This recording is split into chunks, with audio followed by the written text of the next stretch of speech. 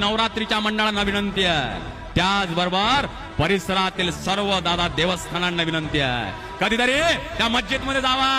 मस्जिद मध्ये जाताना डोक्यावर टोपी घ्यावं लागतं, हातपाय दादा शुद्ध व्हावं लागतं, तेव्हा कुठं मस्जिद मध्ये एंट्री मिळतं.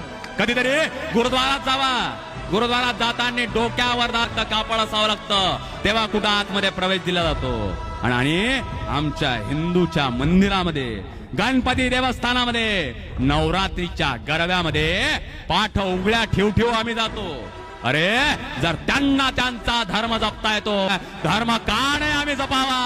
आपला धर्म आपण जपला पाहिजे. या वर्षीपासून सर्व देवस्थानांना, त्या गणपती मंडळांना, त्या नवरात्रीच्या मंडळांना माझी विनंती आहे, या वर्षीपासून प्रत्येक मंदिराच्या बाहेर, पंडालच्या बाहेर एक आचारसंहितेचा बोर्ड असलं पाहिजे, जोपर्यंत भारतीय संस्कृतीला पूरक अशा